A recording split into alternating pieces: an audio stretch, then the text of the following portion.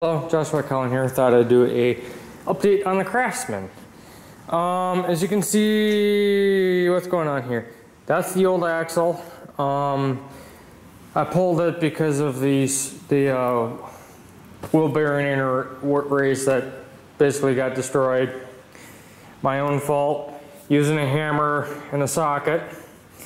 No. I already got the new ones prepped. So what I ended up having to do was a 5/16 wrench took care of the one bolt that holds it in. I disconnected the drive linkage. I ended up just getting a whole new axle because this one had several things wrong with it. One, this side has been welded once already, and the spindles were slightly too big. I learned my lesson going on that one. This bushing seems like it's also worn out. I could easily get a new one. There's two pins that go in here. I put those on the new axle. So even before I put the axle, on, is I took I had to take the spindles off to upgrade to thrust bearing. So I just transplanted the caps on this axle to this one. I put thrust washers on either side. I only could do one of the thrust washers. So once I get done, I'll pump those two spindles full of grease. That's another thing while I had it off and on the workbench, I greased right here because that's where it pivots, and I also greased in here with whatever grease I have in one of my grease guns. So I had to take the muffler that I put on off in order to get at the bolt. As you can see, it looks a little different.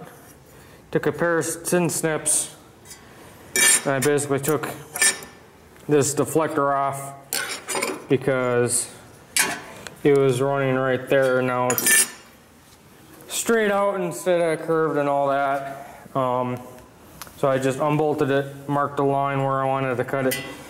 Used a pair of tin snips, cut it flush. Then I used a belt sander over there to just clean up the edges so they're not so sharp. So if I'm reaching down there, I don't cut myself. This time, when I put these bearings in on the new bearings I have been waiting a while for, is I ended up pressing them in as far as I could go by hand. They weren't even at that point. Then I came over here to this 20-ton hydraulic jack. I didn't even use near probably 1/20th the hydraulic pressure. I just went right like this to move it. And then I used a 1 1/16 socket to press on the outer brace of it, and then I used one of the press blocks in the vertical position to get down into the wheel.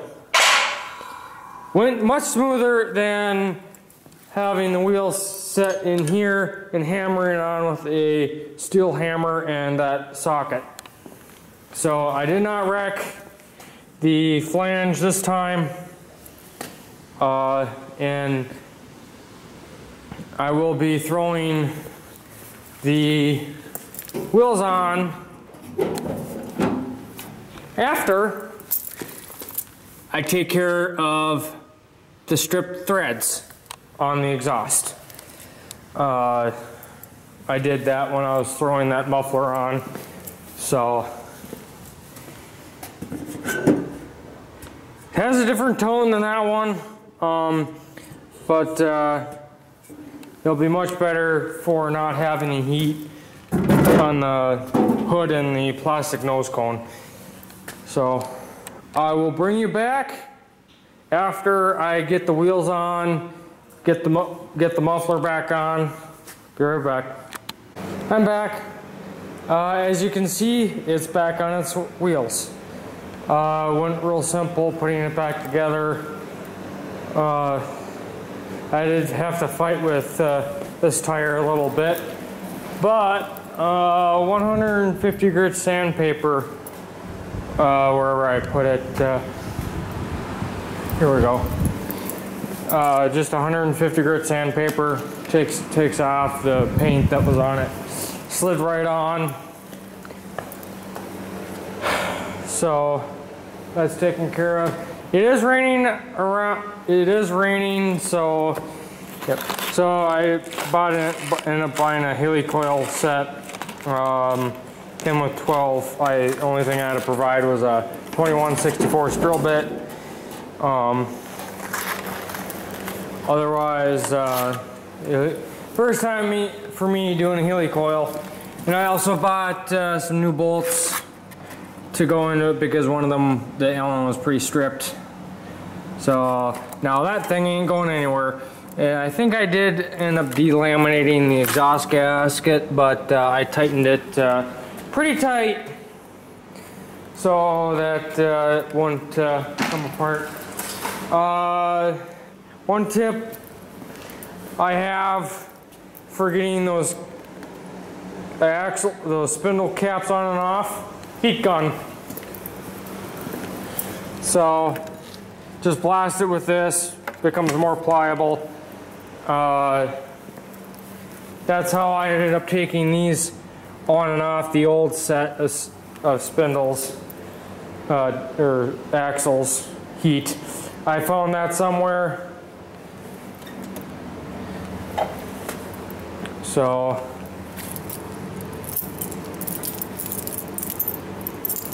I'll have to get my key to fire it up, but another tip that I found is when you do those Jesus clips,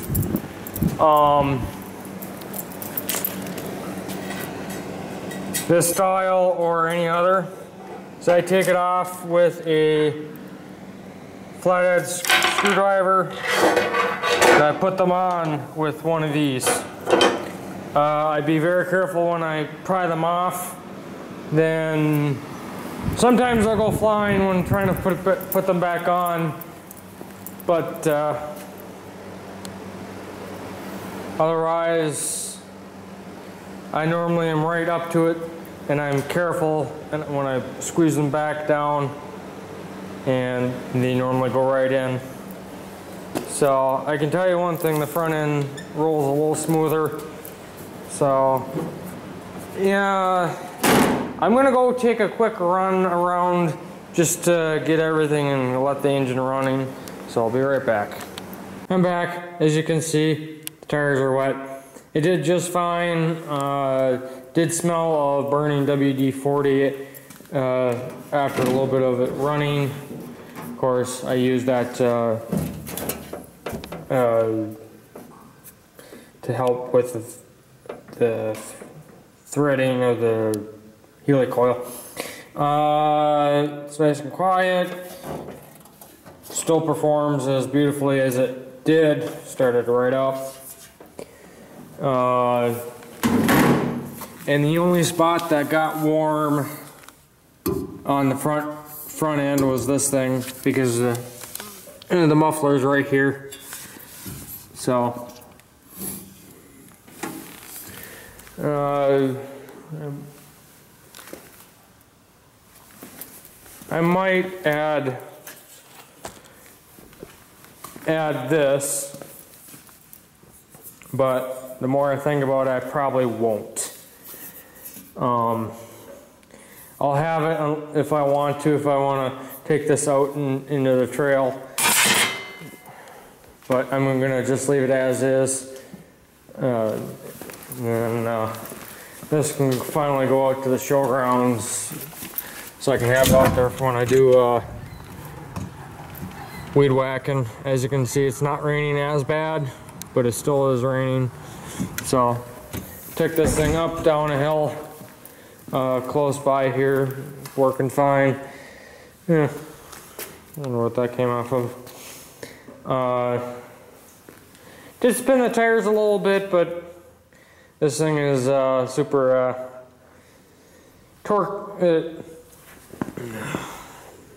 I'm having trouble finding my words. It's likes to pop the front end when you have it in 6th gear idle. So I'm gonna probably grease the front end, grease the front spindles, call it a day. Thanks for watching. Please comment, rate, and subscribe, and I'll see you in the next video. Bye.